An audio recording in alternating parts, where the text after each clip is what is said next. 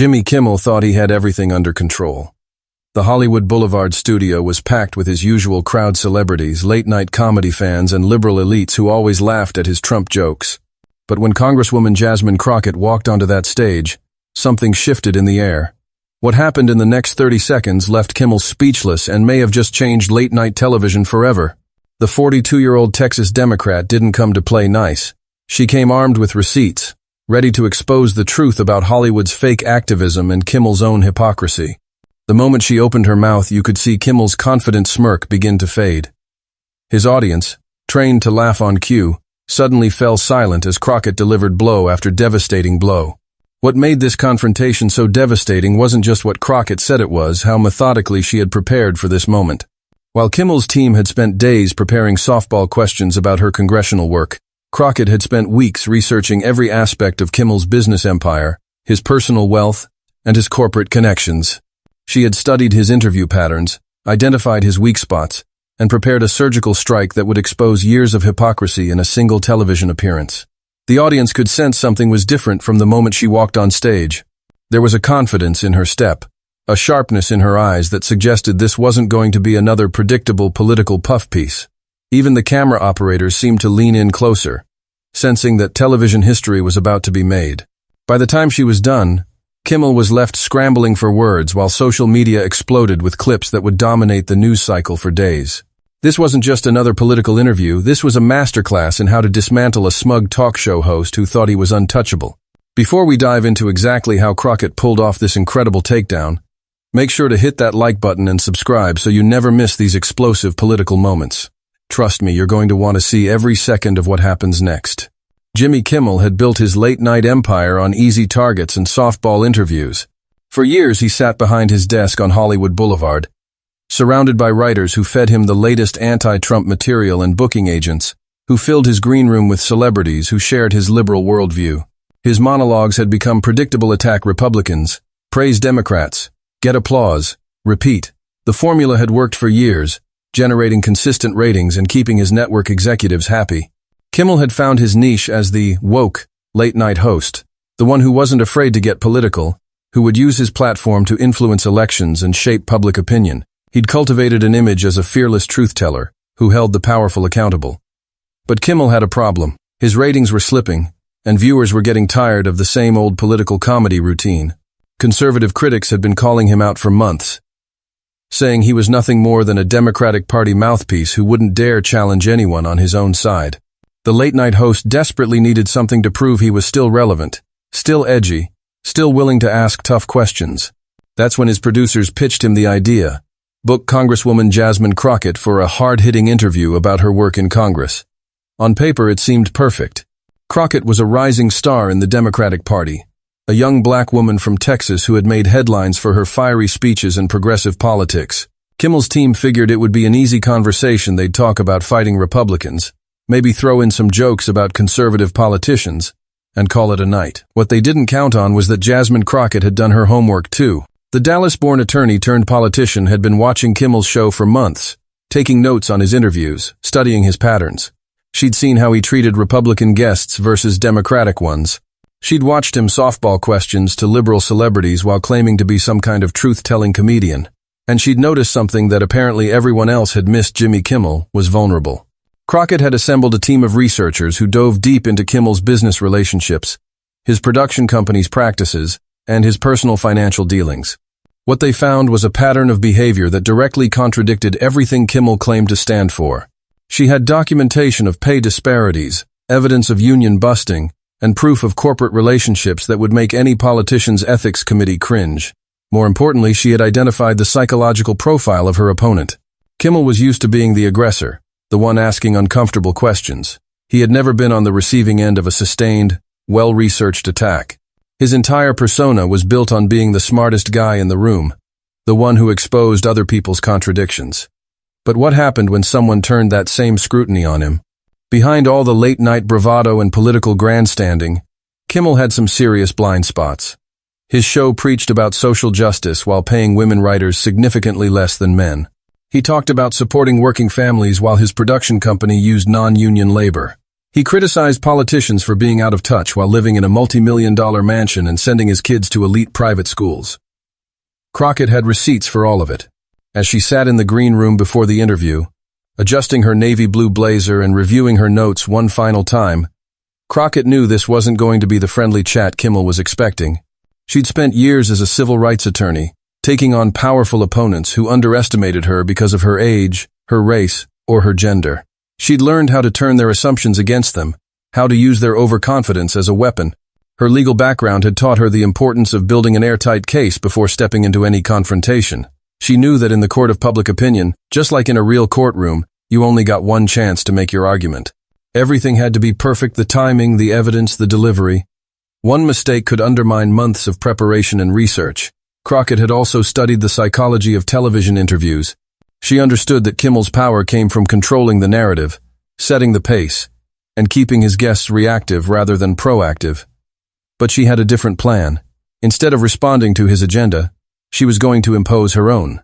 Instead of defending her positions, she was going to put him on trial. The makeup artist had just finished touching up her appearance when a production assistant knocked on the door. "Congresswoman Crockett? We're ready for you." She took one last look in the mirror, straightened her shoulders, and walked toward what she knew would be the most important television appearance of her career. Tonight, Jimmy Kimmel was about to get a lesson he'd never forget. The stakes couldn't have been higher. For Kimmel, this was supposed to be an easy win, a chance to look tough while interviewing someone who should have been on his side.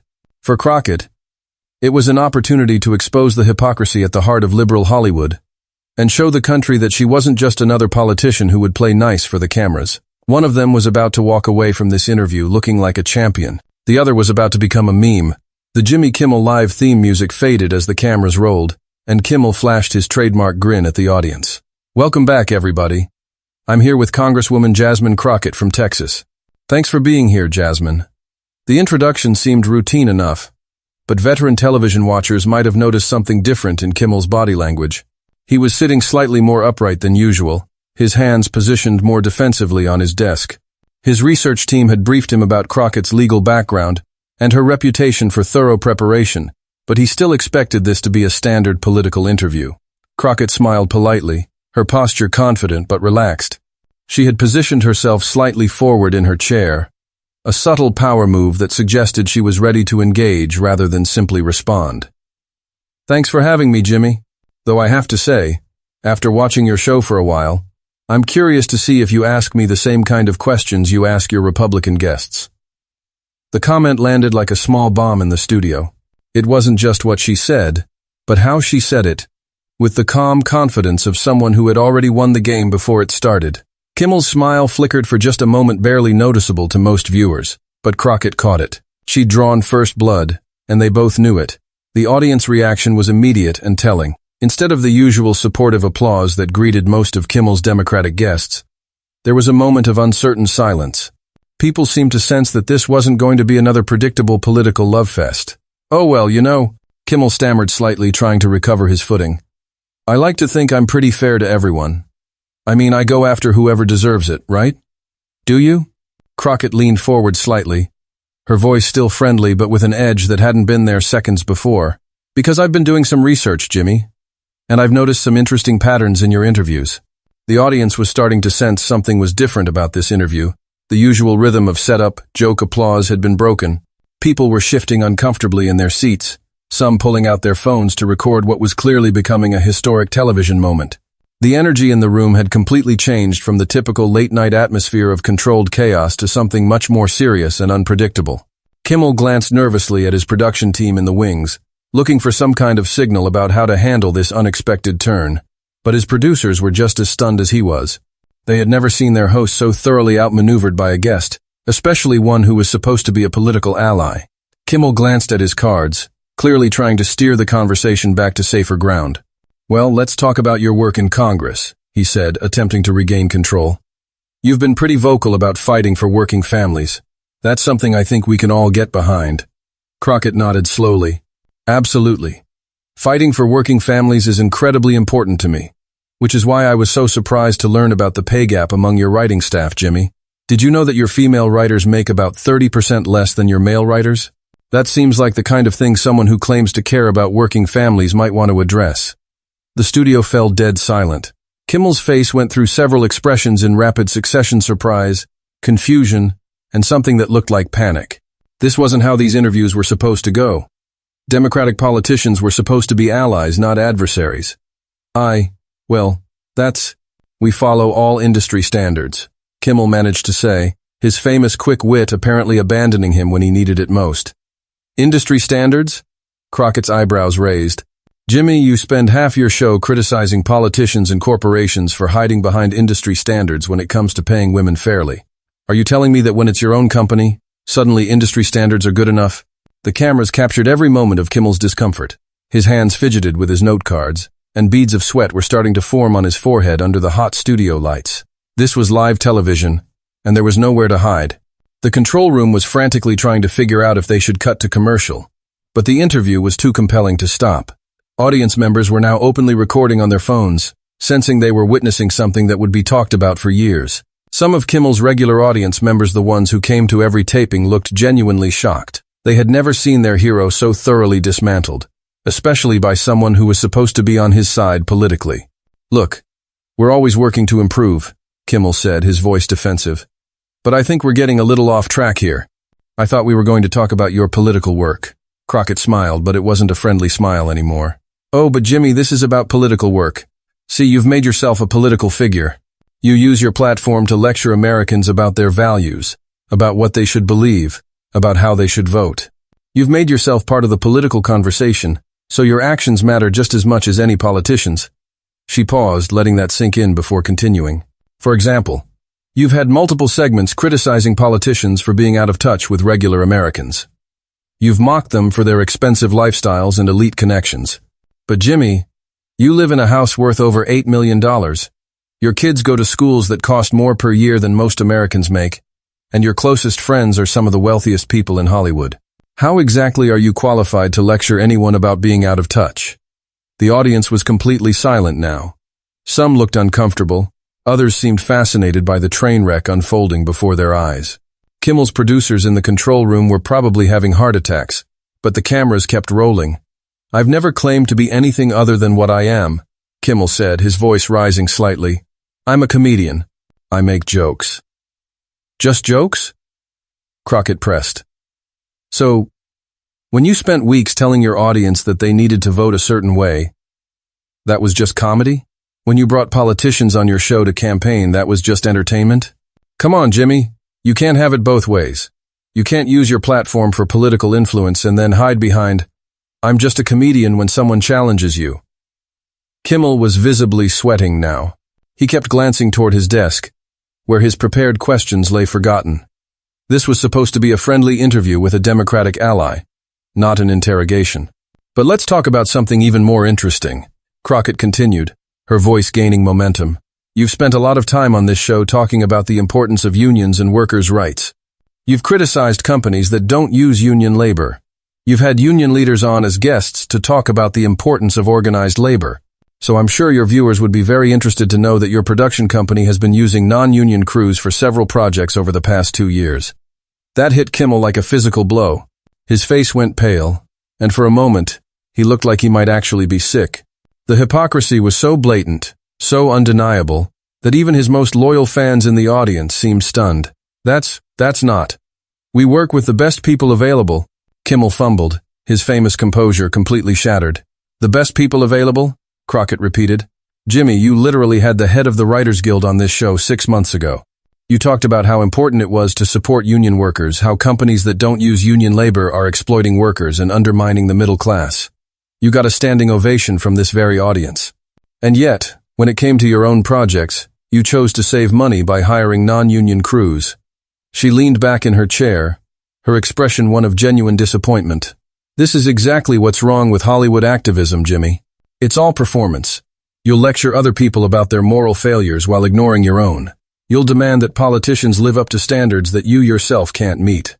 The escalation was complete. What had started as a routine political interview had become a public execution, broadcast live to millions of viewers. Kimmel sat behind his desk, his usual confidence replaced by visible panic, while Crockett remained calm and composed. methodically dismantling his credibility with surgical precision. The worst part for Kimmel was that everything she was saying was true, and they both knew it. Kimmel tried one more desperate attempt to regain control of the interview. "Look, Congresswoman," he said, his voice strained but trying to project authority. "I think you're being a little unfair here. I've always been supportive of progressive causes, and I think my record speaks for itself." That's when Crockett delivered the knockout punch. "Your record?" She reached into her blazer pocket and pulled out a folder. "Let's talk about your record, Jimmy, because I think your viewers deserve to know exactly who they're getting their political opinions from." Kimmel's eyes went wide as Crockett opened the folder. He had no idea what was coming, but he knew it wasn't good. "This is a list of your largest advertisers over the past 3 years," Crockett began, her voice clear and steady. "Companies that pay millions of dollars to be associated with your show. Would you like to guess what all of these companies have in common?" Kimmel shook his head, speechless. Every single one of them has been involved in major labor disputes, environmental violations, or tax avoidance schemes that you've mysteriously never mentioned on your show. Not once. In fact, several of them have been subjects of the exact kind of corporate malfeasance that you love to joke about except when they're paying your salary. She pulled out a specific document. Take Goldsmith Industries, for example. They've been one of your biggest sponsors for 2 years. During that time, they've been involved in 3 major lawsuits for discriminatory hiring practices and have been fined multiple times by the EPA for environmental violations. You've had dozens of opportunities to mention these stories on your show, Jimmy. You love talking about corporate corruption. So why the silence when it comes to companies that are literally funding your show? The audience was completely transfixed. This wasn't just political theater. This was investigative journalism happening in real time on late-night television. Kimmel opened his mouth to respond, but Crockett wasn't done. "And then there's Meridian Corp," she continued, pulling out another document. "They've been avoiding federal taxes through offshore shell companies for years, the same kind of tax avoidance schemes you've mocked other companies for using. But Meridian has spent over $5 million advertising on your show, so somehow their tax avoidance never makes it into your monologue." She looked directly at the camera. "Ladies and gentlemen, this is how the game really works. Jimmy Kimmel presents himself as this fearless truth-teller who's willing to take on powerful interests. But the truth is, he's just as bought and paid for as any politician he criticizes. The only difference is that politicians have to disclose their donors. Late-night hosts get to pretend their corporate sponsors don't influence their content." Kimmel was now visibly panicking. Sweat was pouring down his face, and his hands were shaking as he gripped his note cards. This is ridiculous," he stammered. "I don't control what my advertisers do in their spare time." "Their spare time?" Crockett's voice rose with incredulous disbelief. "Jimmy, these aren't hobbies. These are criminal investigations and federal violations. And you absolutely do have control over who you take money from. You've rejected advertisers before when their values didn't align with your brand. So why are you perfectly comfortable taking money from companies that are actively harming the workers and communities you claim to care about?" The devastating logic of her argument was undeniable. Kimmel had positioned himself as a moral authority, but Crockett was exposing him as just another hypocrite who cared more about money than principles. But she wasn't finished. "And speaking of money," Crockett continued, "let's talk about your salary, Jimmy. Do you want to tell your audience how much ABC pays you per year?" Kimmel's face went completely white. "I don't think that's relevant." $45 million, Crockett announced to the stunned audience. Jimmy Kimmel makes $45 million a year to tell working-class Americans what they should think about politics and social justice. That's more than most people will make in their entire lifetimes. And he gets that money from the same corporate system he pretends to criticize. She turned back to face Kimmel directly. "So when you lecture your viewers about income inequality, when you mock politicians for being out of touch, when you criticize the wealthy for not paying their fair share, what exactly gives you the moral authority to do that? You're part of the problem you're pretending to solve." The studio was so quiet you could hear a pin drop. Even the camera operators had stopped their usual movements, mesmerized by the systematic destruction happening in front of them. Kimmel's band members, who usually provided comic relief during awkward moments, sat frozen in their seats. The audience members who had come expecting a typical late-night comedy experience were witnessing something unprecedented. A complete role reversal, where the host had become the victim. Kimmel sat frozen behind his desk, completely unable to respond. His entire career had been built on being the guy who asked uncomfortable questions, who exposed hypocrisy, who wasn't afraid to speak truth to power. Now he was the one being exposed and he had no idea how to handle it. The irony wasn't lost on anyone in the room. The man who had made millions embarrassing politicians was now being embarrassed by one on his own show. "But here's what really bothers me, Jimmy," Crockett said, her voice taking on a tone of genuine anger for the first time. "You've used your platform to influence elections. You've told millions of people how they should vote, who they should support, what policies they should back. You've made yourself a political power broker. But you've never disclosed the financial conflicts of interest that might influence your political opinions." She held up another document. "This is a partial list of the political donations made by your major advertisers over the past election cycle. Guess what? They almost exclusively support the same candidates and causes you promote on your show." What a coincidence. The implication was clear and devastating. Kimmel wasn't just a hypocrite, was potentially a fraud, using his show to advance the political interests of his corporate sponsors while pretending to be an independent voice. "So here's my question for you, Jimmy," Crockett said, staring directly at the paralyzed host. "When you tell your viewers to vote for certain candidates, are you giving them your honest political opinion? Or are you just doing what your sponsors want you to do?" Kimmel's mouth opened and closed like a fish out of water. He had no answer because there was no good answer. Crockett had systematically destroyed his credibility, exposed his hypocrisy, and revealed the corrupt system that propped up his entire career. The cameras captured every moment of his humiliation, broadcasting it live to millions of viewers who were watching their late-night hero get completely dismantled by a congresswoman who had come prepared for war. I think we need to take a commercial break," Kimmel finally managed to whisper. But Crockett wasn't letting him off that easy. "Oh no, Jimmy," she said with a smile that was pure predator. "We're live, remember? No commercial breaks to save you this time. You wanted to have a political conversation? Let's have a political conversation." What happened next became the stuff of television legend. As soon as the interview ended, social media exploded. The hashtag number Crockett destroys Kimmel started trending within minutes, and clips of the confrontation began spreading across every platform.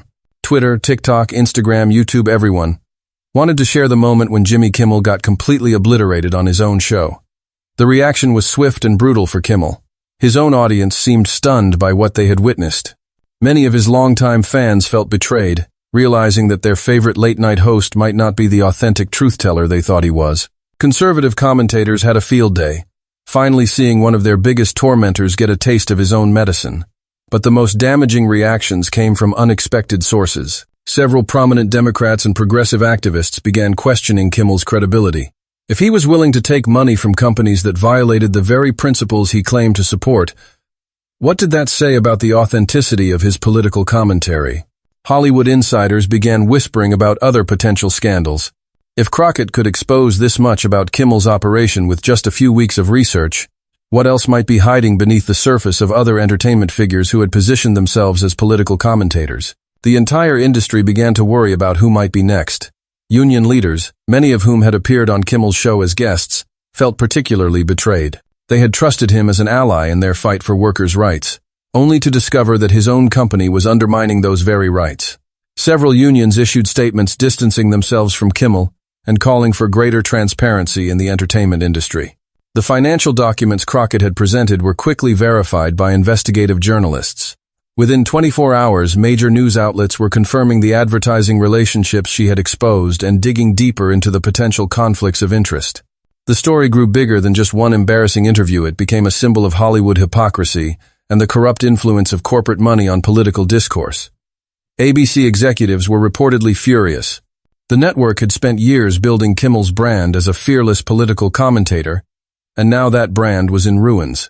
Emergency meetings were called to discuss damage control, but there wasn't much they could do. The entire confrontation had been broadcast live, and the internet never forgets. Kimmel himself seemed to disappear from public view for several days following the interview. His social media accounts went silent, and there were rumors that he was considering taking a temporary hiatus from the show. When he finally returned to the air 3 days later, he looked like a broken man. Gone was the confident, wisecracking persona that had made him famous. In its place was someone who seemed genuinely humbled and uncertain.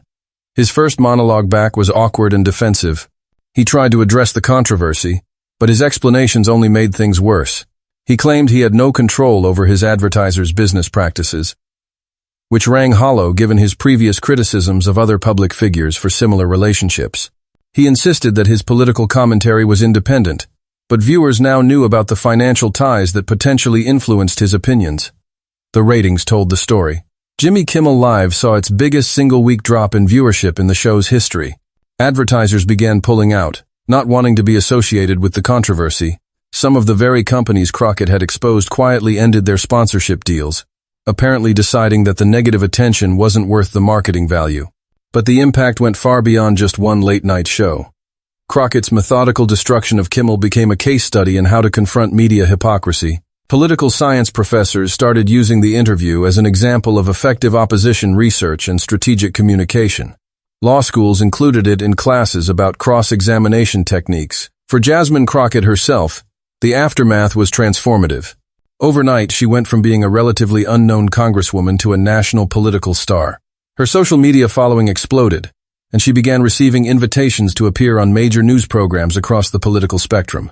But unlike many politicians who become famous for their confrontational moments, Crockett managed to leverage her newfound prominence into substantive policy discussions. Political strategists from both parties began studying the interview, trying to understand how Crockett had so effectively neutralized what should have been a hostile media environment. Campaign consultants started reaching out to her team, wanting to understand her preparation methods and communication strategies. The interview became a case study in political communication programs across the country. Book publishers immediately began reaching out to Crockett's representatives, sensing that there was a huge market for a behind-the-scenes account of how she had prepared for and executed such a devastating media confrontation. Literary agents were already pitching titles like Taking Down the Elite and How to Beat Them at Their Own Game. Speaking bureaus began offering Crockett lucrative contracts for corporate events and university lectures. Business leaders wanted to understand how she had managed to stay so calm under pressure while delivering such a methodical takedown of her opponent. Her ability to remain composed while systematically dismantling Kimmel's credibility became a masterclass in executive communication. She used the attention to highlight the broader issue of corporate influence in media and politics. In congressional hearings, she began pressing witnesses about the undisclosed financial relationships between media companies and their corporate sponsors. She introduced legislation requiring greater transparency in media ownership and advertising relationships. The long-term implications of the Crockett-Kimmel confrontation extended far beyond entertainment and politics. It marked a turning point in how audiences viewed their media consumption. People began asking harder questions about the motivations behind their favorite shows and personalities. The idea that late-night comedy shows were just harmless entertainment was replaced by a more sophisticated understanding of how these programs could shape political opinions while serving corporate interests. Other late-night hosts took notice. Some began proactively disclosing potential conflicts of interest, while others doubled down on their political commentary, apparently believing that transparency was more dangerous than controversy. The entire genre of political comedy was forced to evolve in response to the new scrutiny.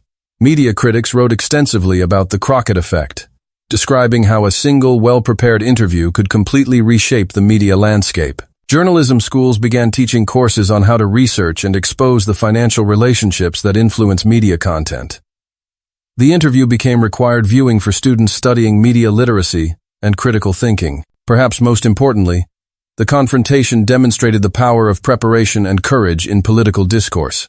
Crockett hadn't relied on sound bites or viral moments. She had done serious investigative work and presented her findings in a clear, compelling way. She showed that politicians could be more than just talking points and partisan rhetoric. They could be genuine truth, tellers willing to challenge corruption wherever they found it. The interview also highlighted the importance of holding media figures to the same standards they apply to others. For too long, late-night hosts and other entertainment personalities had been able to influence political discourse without facing the scrutiny that comes with that responsibility. Crockett's confrontation changed that dynamic permanently. Academia took notice as well. Communication studies professors began incorporating the interview into their curricula as an example of effective strategic communication under pressure. Business schools used it to teach about corporate reputation management and crisis communication.